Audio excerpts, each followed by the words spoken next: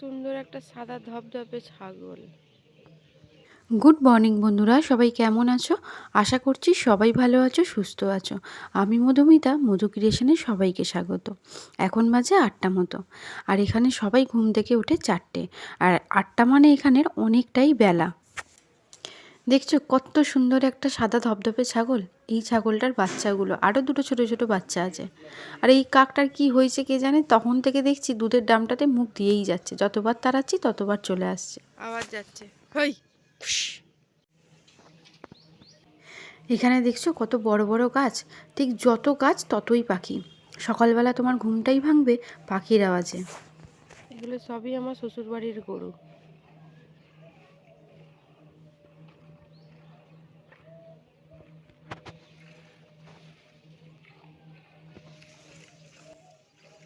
এখন ওই গরুটার দুধ দোয়া হচ্ছে।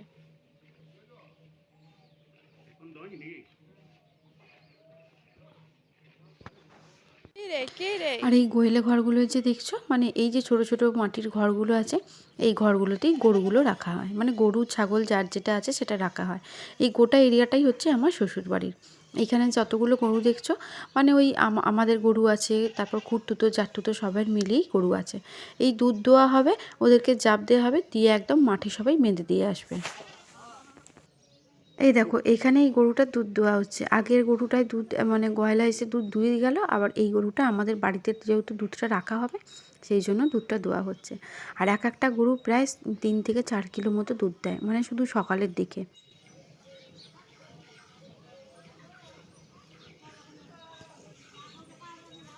কাকটা কি খাচ্ছে?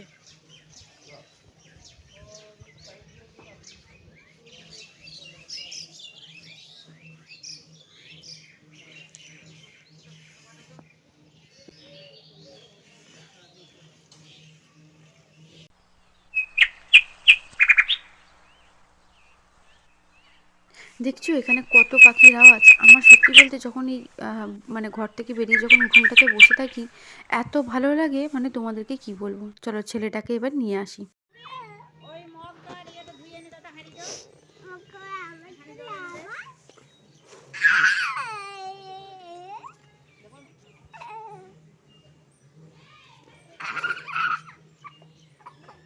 পড়ে যাবে মুখে।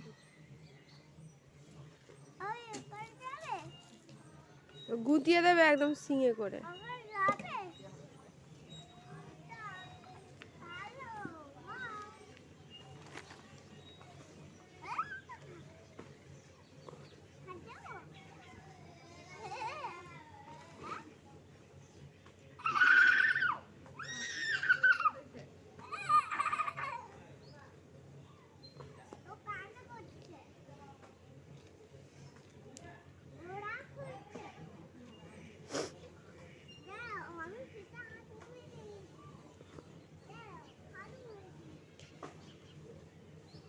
আমি যখন গরুগুলোর পাশ দিয়ে যাচ্ছিলাম, আমার কিন্তু রীতিমতো ভয় করছিল।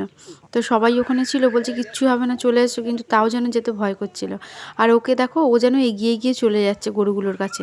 শুধু গরু গরু বা ছাগলের জন্য নয়, মোষ ফোষ যা দেখছে, কুকুর ভেড়া ছাগল যা দেখছে সব এগিয়ে চলে যাচ্ছে তাদেরকে হাত মানে গায়ে হাত দেবে বলে। এখানে আমি ওকে একদমই আটকাই না। আমি সবসময় বলি তুই এখানে যতটা পারিস খেলে নে, কারণ আবার বাড়ি যখন যাবে তখন 4 দেওয়ালের মধ্যে না সঙ্গী না সাথী কেউই নেই যে একটুখানি খেলবে।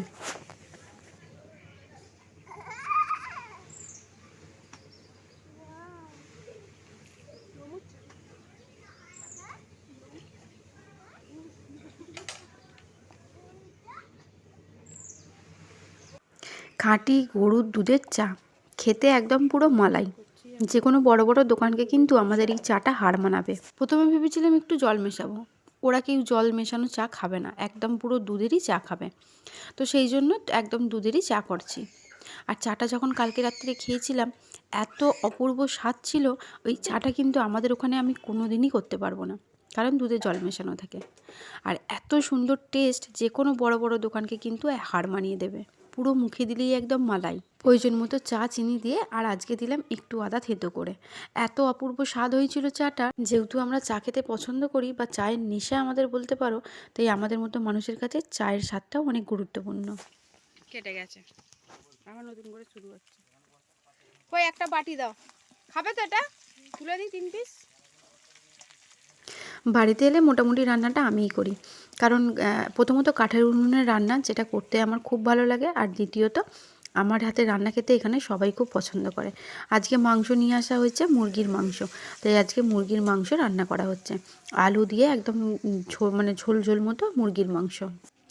যখন রান্না করে সবাই তৃপ্তি করে খায় না, তখন সত্যি বলছি মনটা ভরে যায়। আর যখন রান্না করছিলাম তখন যা ছিল বলছিল, মধু তোমার হাতের রান্না খেতে বাবা খুব পছন্দ করতো, বাবা তোমার রান্নার খুব নাম করতো। সত্যি কথা বলতে চোখ দিয়ে পুরো জল বেরিয়ে গেল। মানুষটাকে আমি তো থাকলামও না, মানুষটাকে আমি মানে যে একটুখানি ভালো মন্দ রান্না করে দেবো সেটাও পারলাম না। আর মাংসের ঝোলটা যে করেছি এতে কিন্তু বেশি আমি গুঁড়ো লঙ্কা দিইনি, কিন্তু কালারটা এসছে এত সুন্দর। এই জন্যই বলি কাঠের উনুনে রান্না করলে তার টেস্টটাও যেমন সুন্দর হয়, রঙটাও খুব সুন্দর হয়। চলো, কি করছিস?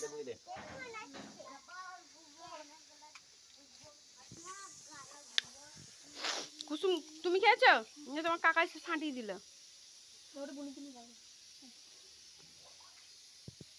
হ্যাঁ ওইটা ঢকঢক করে খাও। আরেকটু আরেকটু আরেকটু আরেকটু আরেকটু আরেকটু আরেকটু কে বেশি খায়, বাবা না তুমি? আরেকটু আরেকটু আরেকটু আরেকটু, বাবাও খাচ্ছে। বাবা এখনো রাখেনি, খাও খাও খাও।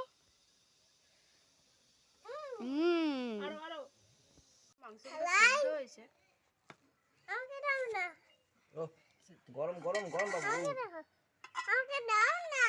গরম গরম গরম। বস, আগে ভাত দি, বস। দাঁড়া, বদমাশি করে এই যে সব করছে। কি হচ্ছে? এ গোটা গায়ে লাগাচ্ছিস তুই সবাই। মার বুতা কোন সব করে যাবে। আচ্ছা দিবি দিবি দিবি, তুই দাঁড়া, আগে ভাতটা দিক, আগে জেম্মা ভাতটা দিক, আগে জেম্মা ভাতটা দিক। এই তো তোমার শোনা বাবা আমার খুব ভালো। শোনা বাবা, তুমি এই ঝোলটা খাবে, এই ঝোলটা খাবে। একদম লাল লাল মুরগির মাংসের ঝোল খেতে কিন্তু সবাই বলেছে খুব ভালো হয়েছে। আলুগুলো একটু সেদ্ধ হয়নি, আমিই বলেছি বড় বড় আলু কাটতে, কিন্তু এই আলুগুলো নাকি কোলেস্ট্রলে ছিল, বের করেছে, তাই এরকম শক্ত শক্তই হয়ে যাচ্ছে, আলু কিছুতেই সেদ্ধ হচ্ছে না। আর যেহেতু সব বাসন যাই মাজছে, তাই জন্য আমি বলেছি অনেক এরকম কাগজ পড়ে আছে, তো আমি ওই জন্য বলেছি এই কাগজেই মানে এই প্লেটেই খেতে দিতে, তাহলে বাসন মাজার ঝামেলাটা একটু কম থাকবে। আর ওটস স্টু করে দিয়েছি, আর আমাদের করেছি মাংসের ঝোল আর হচ্ছে শাক ভাজা। শাক বড়ি দিয়ে ভাজা কেমন হয়েছে বলবে তো? খেতে হয় শাক, খেতে হয়। আমি শাক দিয়েই ভাত খেয়ে নেব। যেটুকু ডাকো, যেটুকু বল, যেটুকু ভাত খাবে আসো। ভাত খেলে অমনি করতে নাই বাবু, যেটুকু ডাকো বলে আসো, বসো ভাত খাবে। এখানে দেখো হাড় এগুলোকে তোলো। ও সেই ওই কি খায় বললে, আমি ভালো করে দেখা নেল পলিশ উঠবে না, নেল পলিশ উঠে ওটা এমনি নেমে যাবে। কি ধুনি কি মানে ঠিক দেখাইছি।